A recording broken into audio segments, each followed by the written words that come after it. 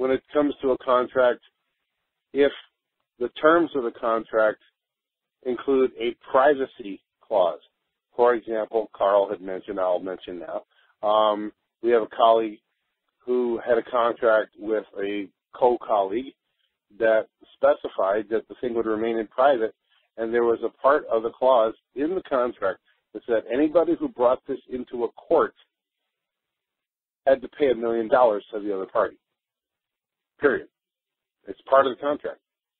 That all these, that if there was any discrepancy, it had to be handled in the private through a private education process. All right, not public. All right.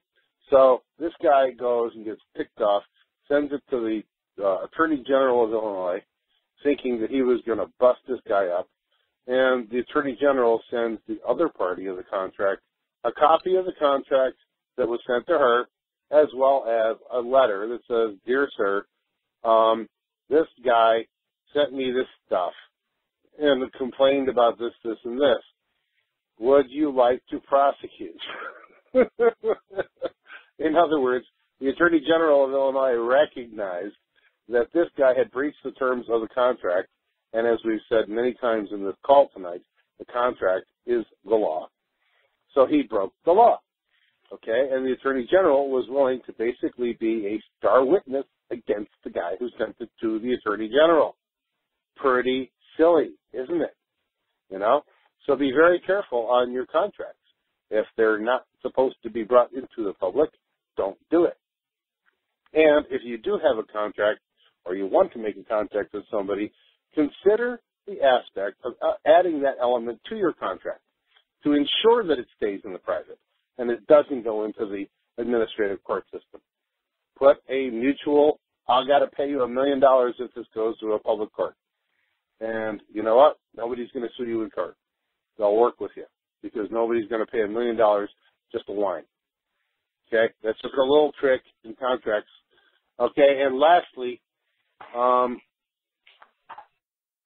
if someone brings a contract, if a guy brings a contract into court, again, as I said earlier, it is the contract which is the law of the contract. Greg, there's another thing that I say to folks all the time. If anybody wants a contract written, pay Greg because he's good. He can write good contracts. But let me throw something else. Me and Greg were talking about this the other day because let me see if he's paying attention when I talk to him, which I think he does. So just say that there's a contract and you can't force these other people to respond or react or whatever. What else can you do to a court, Greg, if the other side doesn't want to show up? What can you do? If the other side doesn't want to show up? Yep. You can get a summary judgment. What do you mean?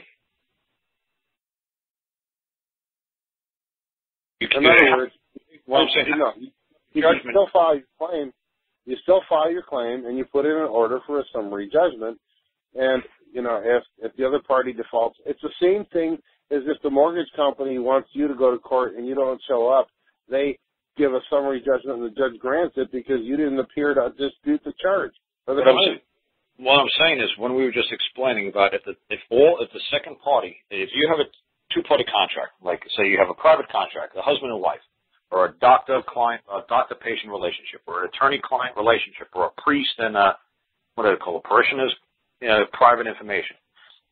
And I prefer a man and 300 cats.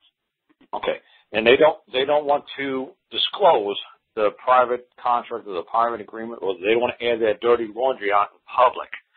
Nobody on this planet can force somebody to disclose the information of a private contract into the public, regardless of what that contract is about. There's no power on this planet that can open up a trust and intervene into a contract if all parties don't want it. If the two parties are a part of this, that's why, like a marriage license, you're allowing the state to be the third party intervener on day one. So if it was just a marriage license, it was just a marriage between you, or if it was just, that's what I call it, say when you consent, a consensual connubial relationship with a woman to procreate and produce offspring. There you go. the government can't get involved. Whatever private contract you have written between her and him, the two people, she can run the court and do whatever she wants. Like Judge Greg just explained to you, the guy says, I don't think this is closed. I mean, and that's really important. And, you know, as an anecdotal little piece, my girlfriend in college and I had thought we would get married. We didn't because I wanted kids and she didn't. So we went our separate ways. Years later, she ended up becoming an attorney. And we connected again, you know, through alumni stuff and everything. We started talking. And we actually, before I got married, we're talking about this stuff. And we actually wrote, you know, a cohabitational kind of contract that would allow a man and a woman to live together under a private contract so that they didn't have to become party to the state, or the state didn't become party to the marriage. But at the same time, contractually, it gave the man and woman all the rights that would appear to a married couple under the state law. We actually wrote that, like back in 1992. You're breaking up, Greg. You're underwater again.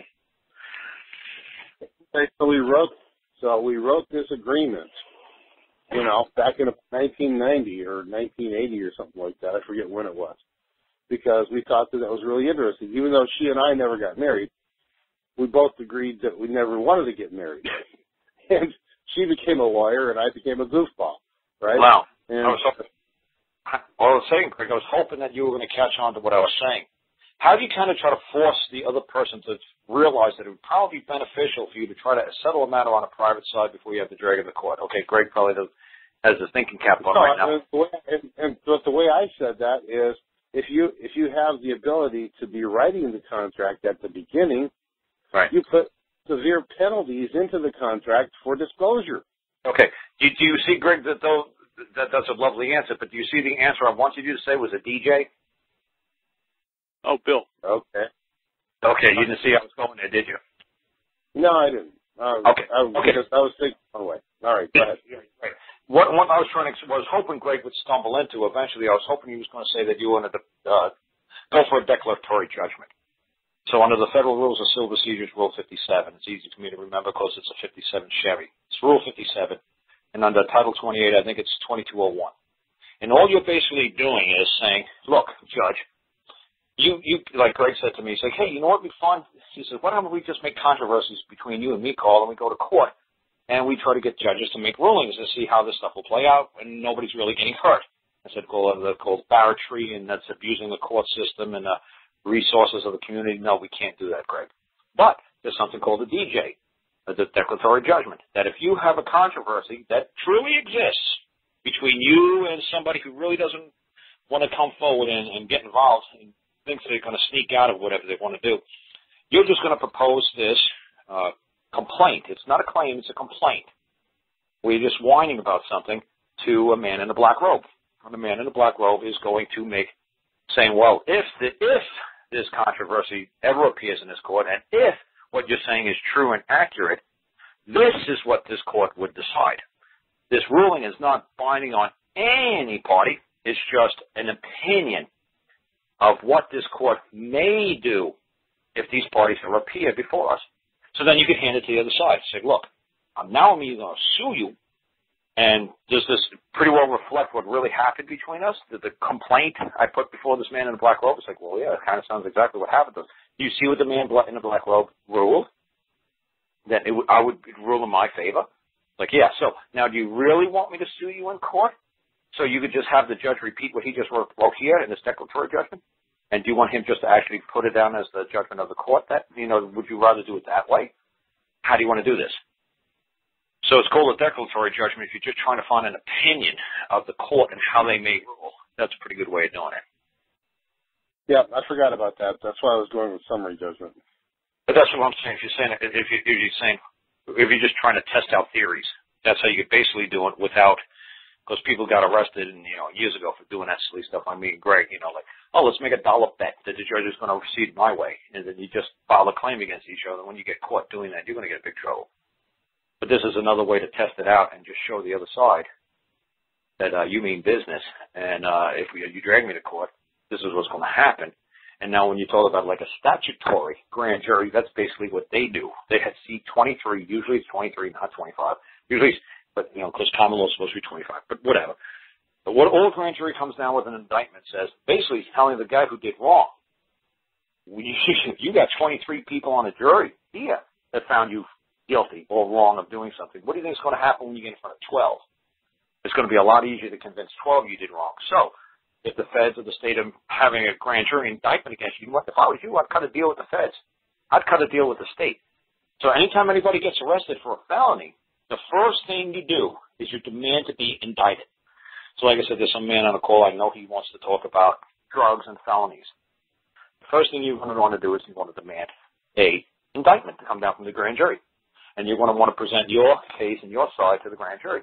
Now, a lot of people say, well, no, the county prosecutor, state prosecutor won't allow you to do that. Baloney. You could address the grand jury if you want to. And you say, I have the right to present the evidence, all the evidence, not just the prosecutor's evidence, my evidence as well.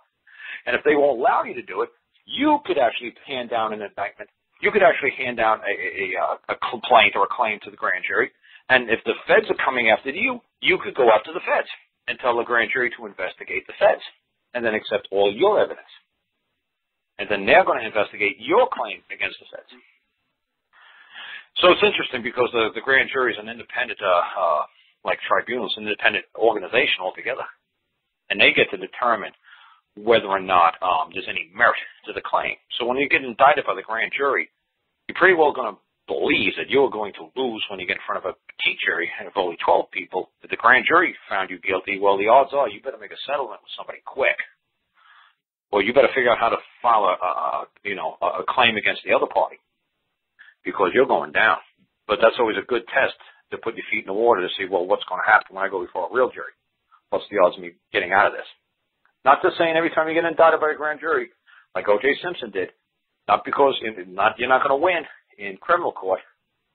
You know, you might not get convicted in criminal court, but you're going to lose in civil court. It's pretty good that the majority of the population, if you get indicted by a grand jury, pretty well feels the same way the grand jury feels. So it's usually a pretty good indication that you better cut a deal.